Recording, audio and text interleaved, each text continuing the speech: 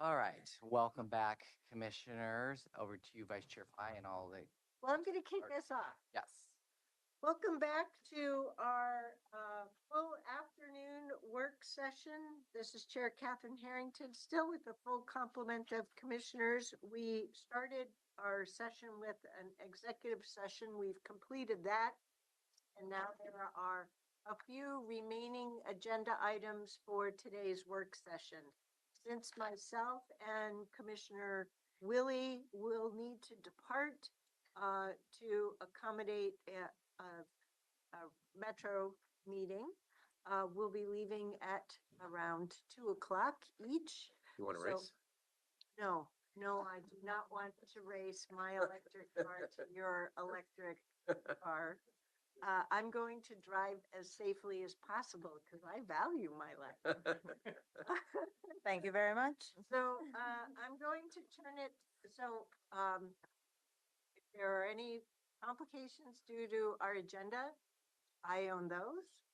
From here on out, for the remainder of the meeting, I turn the gavel over to Vice Chair Commissioner Fry so she and the full quorum can finish the rest of the business for the remainder of the day.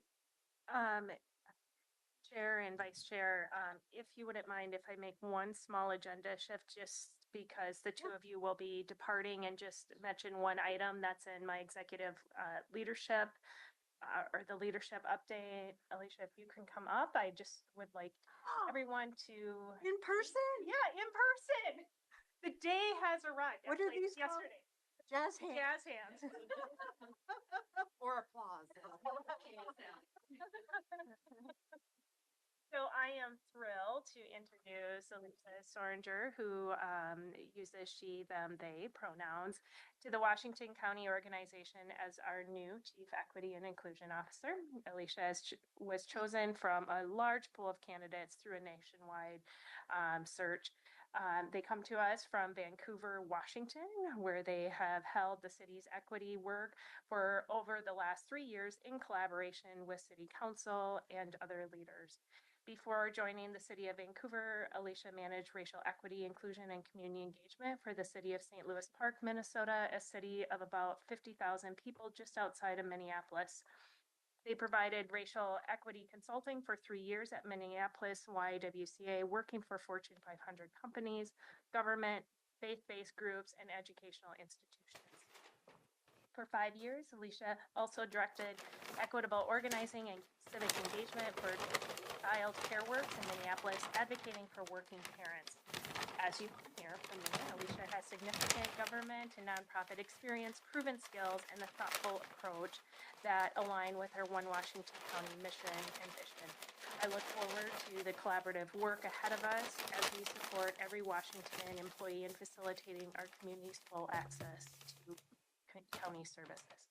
So with that, welcome. And I just wanted to make this quick shift, just since all the commissioners were here, and it's just a great day to welcome you here into the county. And if you wanted to make any comments. I don't have a lot of comments other than I'm excited to get to know you all and continue advancing equity within Washington County. So thank you for the shift and thank you. Well, thank you for joining us. Yes, we're thrilled. And Commissioners Treese and Willie have been serving on the Advisory Council for Racial Equity. So you may see them a little bit more than the rest of us, though who knows what our committee assignments will be in 2025. So did you start just today or Yesterday was my first day. Okay, well, we can all relate. So what are your plans? Some senior folks may not be able to relate to what the onboarding process involves. So you've also joined us at a time where we've just moved offices for certain team members. So welcome to our mayhem. And we're all in good spirits and looking forward to a phenomenal next quarter century. And you have a great. Oh, I've already figured that out. Thank you. Good. Well, thank you for joining us. I'm sorry, you actually have the gavel. Oh, I do, okay. All right, thank you, Chair. Amanda, you have the next agenda item, so welcome. I think the next agenda item is the Advisory Council on Racial Equity Appointment Discussion. Take it away. Thank you. Good afternoon, Vice Chair, Chair, and Board. Amanda Garcia, Snell, Community Engagement Manager for the record. I wanted to start off by just recognizing a typo in the policy question. It says asking you to consider 3 recommended applicants. It's actually 2. So apologies for that. I just caught that. The Advisory Council on Racial Equity has 3 current vacancies, but we had 6 applicants since the last recruitment period to consider. Of those 6 applicants, 1 person asked to no longer be considered due to personal reasons. And then 3 of those applicants we were unable to interview. 1 person we were never able to get contact with. And then 2 of those other folks we were scheduled for interviews, but it wasn't able to happen. So the Advisory Council for Racial Equity Subcommittee on Membership has 5 members from ACRE, and they reviewed those applications, and then 2 of those folks interviewed the 2 applicants, and ACRE unanimously voted at their last meeting in December, in early December, to recommend the 2 applicants that you have listed, Iman Abbas and Wagner, who goes by Diego Yera Palazzi, to be appointed to ACRE. And I will just let you know that there's an applicant summary in there, so you can see their profiles. Iman was participated in our civic leadership training program in a cohort that I was very closely involved in, so it was exciting for me to see her there. Anyway, with that, I'll just open it up for questions. Any questions? I'd just like to make a comment. As co-chair, it was really cool to see the membership committee, the nominating committee. They were excited about these 2 people, and they are so respectful of the process and really follow every step along the way, as well as the entire group asking questions and pursuing, okay, so why didn't the others come through? And they're really very thoughtful about this. So I just want to give you all here that perspective as well.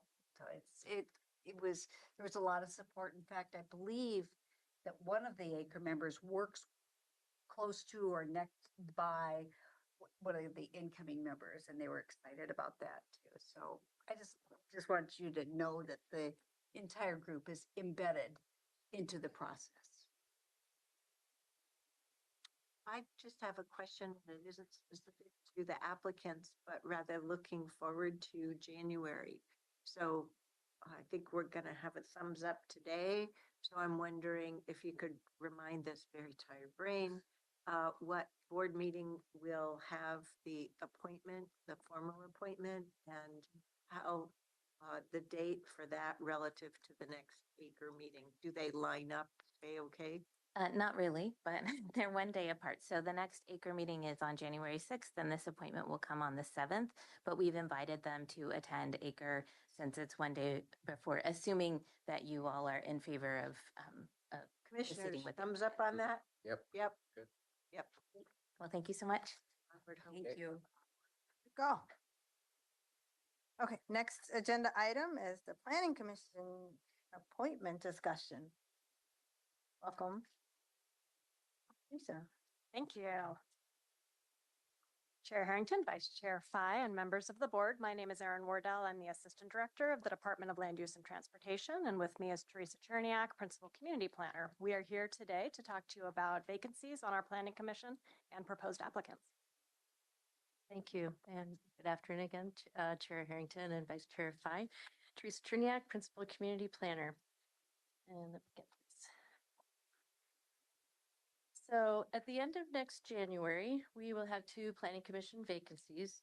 One is for the seat being vacated by Chair Deborah Lockwood. She has served for 2 4-year terms, and she is term limited now. We would gladly keep her, but we can't. So the appointee to this position would serve a new 4-year term ending January 31st of 2029. The other is a current vacancy due to the resignation of Eric McClendon in late summer due to personal commitments. So the appointee to that position would serve the remainder of his term, which is another 3 years. And that would, the term would expire January 31st of 2028. Both appointees would be eligible to be reappointed for another 4-year term. So what we wanted to do today is highlight the applicants that we have received and make a recommendation and hear your thoughts on those recommendations in advance of our January 21st meeting at the board, where we would be asking for you to take action. So the question is whether the board agrees with the staff's recommendation to appoint 2 people to fill the planning commission vacancies. We do have a pool of 10 eligible candidates. This list shows those candidates by district. And so we do have candidates from each of the districts. As you know, there are some limits on planning commission membership. No 2 people can be in the same category, and particularly engaged principally in the buying, selling, or developing of real estate.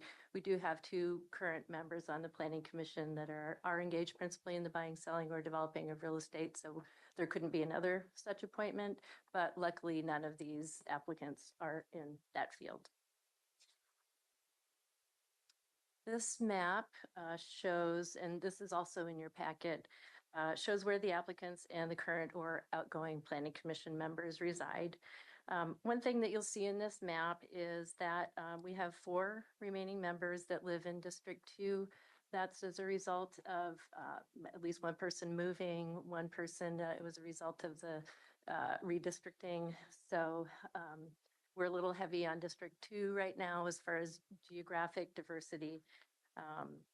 So with the midterm resignation and expiration of Chair Lockwood's term, we also won't have any members from the rural area or the southern part of the county that will be on the planning commission. So as we looked at the applicants, we considered those couple things. As you'll see, we do have several applicants that live in the southern part of the county in District 3, and then several in the northern and western part of the county in District 4.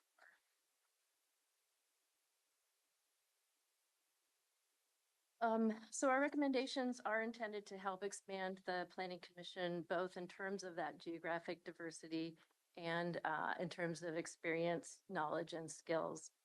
So at this point, we are recommending Nina Carlson to the Planning Commission for the 4-year term expiring in 2029.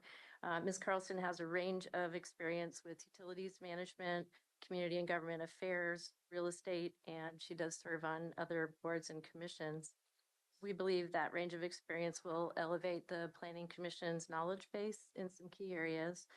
She also lives in the rural area in District 3, so just outside of the urban growth boundary, which would help balance the geographic diversity of the Planning Commission. The other recommendation is to appoint James Just. Can I interrupt for just 1 second, since I need to depart?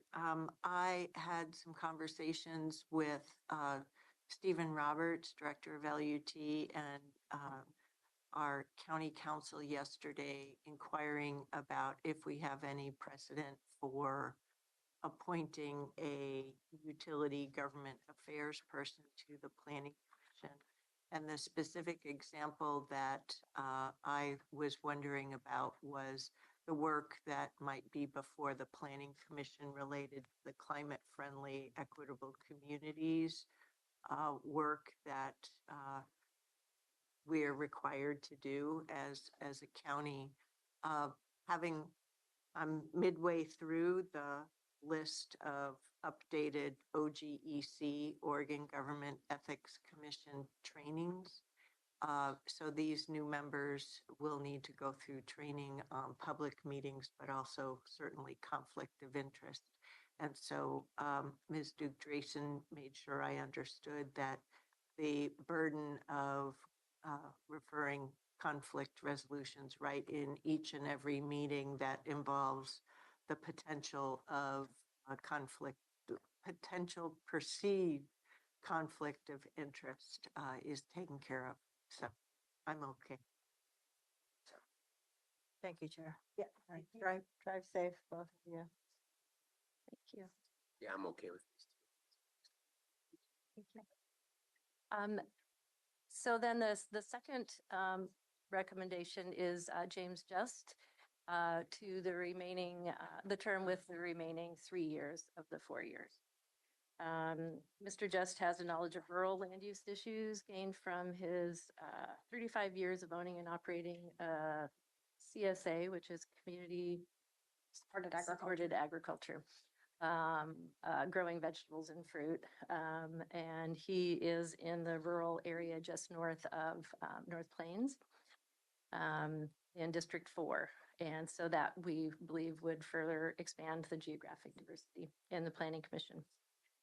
And I noted both would be eligible to be reappointed. So the policy question is, does the board agree with the staff recommendation to appoint Nina Carlson to the 4-year term and James Just to the 3-year term, as noted here? And as I mentioned, we will be coming back January 21st then for the actual appointments. Commissioner Rogers? Yep. Is that from me? Does Nina become the chair? Does she take Deborah? No, Lockwood's? no, the planning She commission. could do it. Let's throw her in the Right. fire. Come on. The chair gets The body. considered at the first meeting in February. And we believe that the vice chair right now is interested in becoming chair. Who's the vice chair? That's Rachel Moribidu. Oh, Rachel. Okay. But they will put names forward and vote on that in February. Okay. Thank you. I had the map the slides for the map, is that new? Something new you doing? Or has it always been every planning commission appointment you had this? I love this slide. Yeah.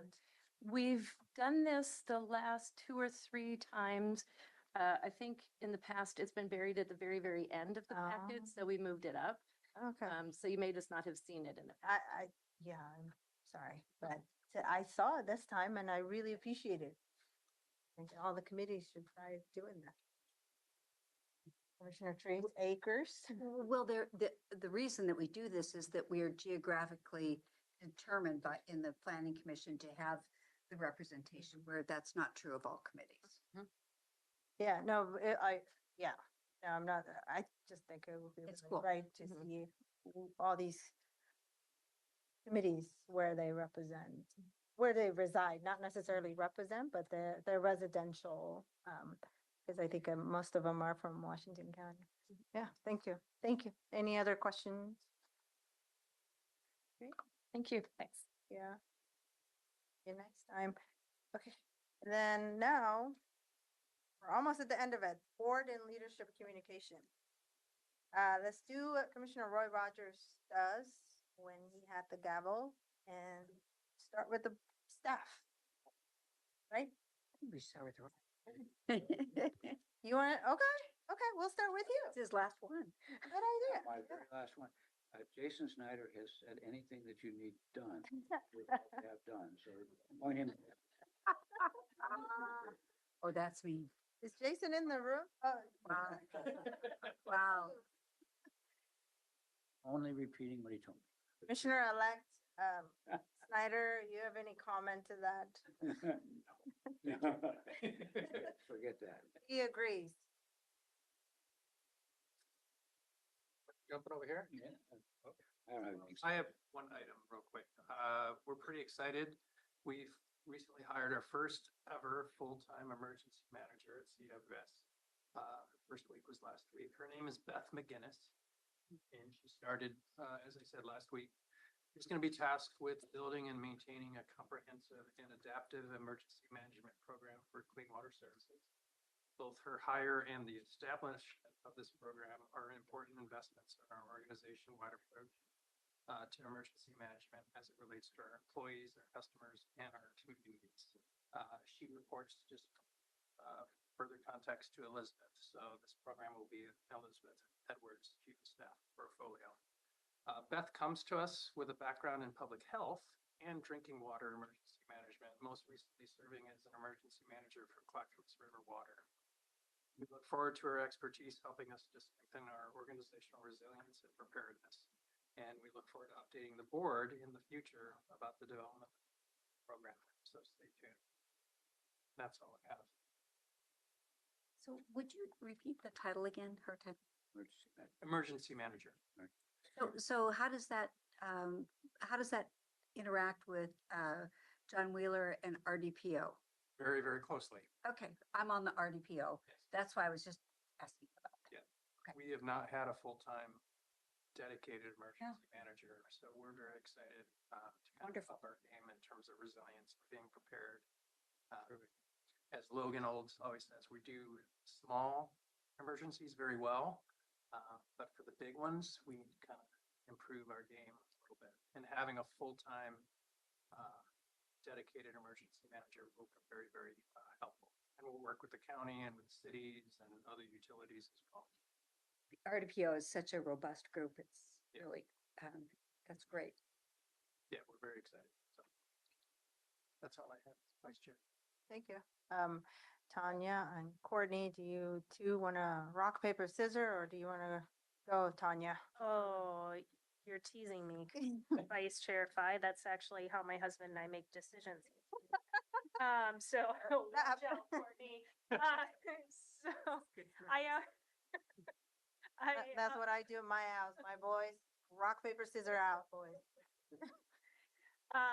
So thank you for the previous quick change in the agenda so that I could introduce Alicia. It was really exciting that they're starting before the end of the year. So then I'm going to transition into a juvenile department update. And this is a follow-up to information that I provided your board in August. The juvenile department submitted a grant application for funding to the State Justice Institute for technical assistance support for juvenile justice system review by the RFK National Research Center for Juvenile Justice. Late last week, we were notified that we were awarded the grant funding for the contract. This will be a year-long process to identify what is really going well in juvenile services, what changes need to be made in order to better align with best practices and leading practices. Once the final report and recommendations are completed, the juvenile department will be able to identify and prioritize next steps moving forward. This whole process will include and involve departments, staff, and other partners such as the court, DA's office, defense, and contract providers. Our interim director, Jennifer Curley, is working through the next steps with RFK to put the contract in place. So this is really exciting. Commissioner Rogers, I know something that you have frequently brought up, how are we assessing the work we do to make sure that not only are we efficient and effective, but how do we continue to strive to be best practice, but really what's that leading practice in the service areas that we serve. And then just on a personal note, I will be out starting December 21st through January 6th. I will be traveling between Minnesota and Wisconsin, taking care of family during that time. And that concludes my update. Thank you. Madame Courtney? Thank you, Vice Chair Phi. I just wanted to take a moment, especially with Director Roberts and Assistant Director Wardell in the room, to celebrate the good work of Teresa, Michelle, and the current planning staff to finally get Ordinance 901 and 902 over the finish line. As your board may remember, There's more jazz hands. You can see them behind you.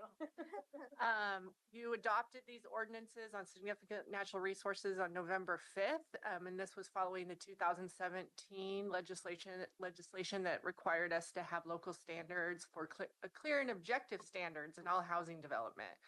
As you remember, you first adopted these standards in 2020, and that led to several significant legal challenges that staff diligently worked through, and both on the legal side as well as on the implementation side. With your adoption of the new engrossed ordinances in November, our appeal period has passed. So we believe we have finally crossed the finish line and we can now go on to implementing new clear and objective standards. So congratulations to LUT and all the hard work.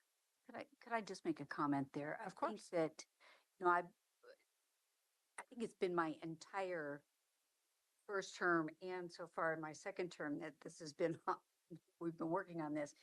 But I really credit the staff and their connection point with each and every property owner that had an issue. It was a slog to get through all of those.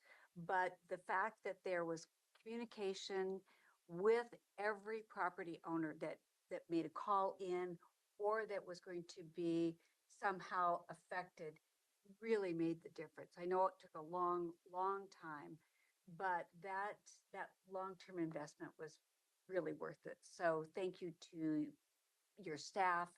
Thank you to everybody. It was long and you know, I don't know that SNR will ever leave my brain cells, but it was really something. And it's your commitment to our public that made that work. So thank you. And that's it for me. Thank you. Okay, Commissioner Therese. All right. Last week, Commissioner Willie and I met with Lisa Tattersall and our consultants at EMC on the Library Levy Steering Committee. We discussed the first round of polling that's happening in January. By the way, I'm not quite sure why, but I've received 2 surveys. So, and I've been answering both of them according to my very strong beliefs. So I appreciate that. On that same day, I had my last MPAC meeting as chair, and we had a very long discussion during that meeting on the SHS situation. I invited President Peterson to come and present to our group. She graciously did that and her presentation was probably 15, 20 minutes, and she was on camera for at least 45. I also asked the 3 mayors, Mayor Joe Buck, Mayor Steve Calloway, and Mayor Tim Rosner, since they were the 3 representatives that were at the SHS committee meeting, to be in attendance and to ask questions. They did as well and talked about what their issues were. So it was a good opportunity to hear from the president in relationship to the membership of MPAC. Last week was also the last PAB meeting of the year. It was relatively short, so but it was also a good meeting. And the interesting part for that meeting for me was the fact that we had turned off the recording. That's when we do our updates from around the region, but we needed to turn the recording back on because they had questions about SHS and what the potential reform was. So we turned the meeting back, or we turned the cameras back on and answered some of those questions. Yesterday I was on the tour for THPRD down at the Grand Run headquarters out in Grand Run, Oregon, along with Tanya, and it was really interesting. It was interesting to see the tribal approach to education and teaching the language of the Chinook Wawa language, which was the consolidated language of the tribes that were put into that area, and they needed a language for commerce, basically. And so that was the language that resulted. And the first purpose of that school is to continue the language of their people. So it was really interesting. And man, it was interesting to hear the conversations in Chinook Wawa. So it was very cool. Then we also discussed I'll let you talk a little bit about the afternoon meeting and what the issues were there.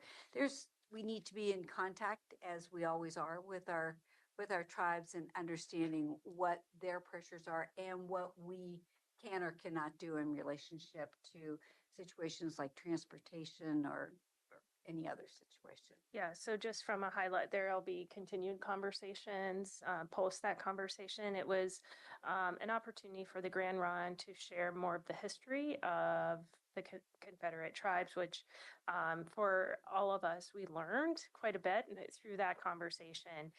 We then had talked through the range of relationship to consult on projects that we are required to be in consult with the tribe, all the way to consultation. And so there's a range, and there were Pam, Commissioner Treese, I think 12, 15 in attendance. So the the Grand Ron staff had approached me afterwards, and that's where I was joking. I almost missed the van because I was talking to them. We're going to continue that conversation to really discuss as a Washington County community, and probably pull in other partners who cities, CWS, as we look at just development within the county because of the significant archaeological sites that are present and the county is growing. And so having these conversations to start, what's going well when we need to consult on a project, what is not going well, also recognizing time constraints, staff on both sides face. So that will be a continued conversation post that convening. It was very interesting. The second half of the meeting was held in their museum. And so it was an interesting, that was interesting experience, the cultural look as well. Last night I attended along with Commissioner Fye and DA Barton and again, Tanya. We attended the convening that was hosted by Central Cultural, where we heard from the ACLU about legal threats to our state with the upcoming administration, and from the Oregon DOJ regarding the details of our sanctuary laws. So it was really a very interesting discussion. It was thoughtful.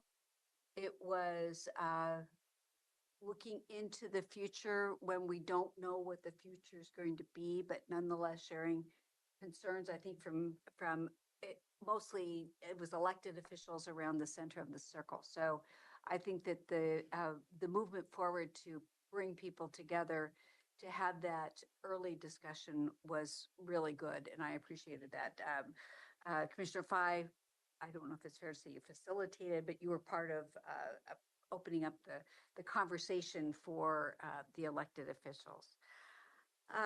And tomorrow afternoon is my last Community Action Board of Directors meeting for this year. And on Thursday, I'm also going to be connecting for lunch with Susafini Pitdorf, I'm just going to say her last name, to discuss ACRE. She's one of our ACRE members that is really active, and just getting together to talk about how we're doing. So that's it, and happy holidays to everybody. Thank you, Commissioner Treese. My turn, right, Commissioner Rogers? Okay. Well, I'll start to say, Commissioner Rogers, could you mark your calendar on January 13th at 12 o'clock? WCCC is going to have their first, in my tenure, first in-person meeting. You should attend. Now that you're going to be retiring. So January 13th at 12 o'clock, Beaverton City You know, Library. I will certainly commit to that. I'll send you a note. In terms of what I've been up to, yesterday I had the opportunity to go down to Salem and attend AOC, the Association of Oregon Counties, convened a roundtable discussion around substance use disorder and with the Alcohol and Drug Policy Commission. And it was really good roundtable to be at. I both learned a lot of some of the situations and concerns and barriers that exist in other counties in Oregon, but more importantly, what role can the Alcohol and Drug Policy Commission can play in terms of supporting counties and to have a better, stronger role. I really appreciate it. There are a lot of reports that I will share with you all that I got introduced to because of that roundtable. And then in terms of our board and just for board awareness, tomorrow, no, tomorrow's Wednesday, Thursday, there's JPAC happening and there's no action items in that one, but rather, let's see. Let me pull up the agenda 1 second. Yeah, everything is a discussion and informational items. Nothing to weigh in as a board for me to deliver, but I will bring back that conversation. Next time we have a board meeting was in January. That concludes my update. To gavel us in, I wonder, Commissioner Rogers, if you could do the honor to gavel us out. Right here. No, can't do that. Here. This is much better. This one.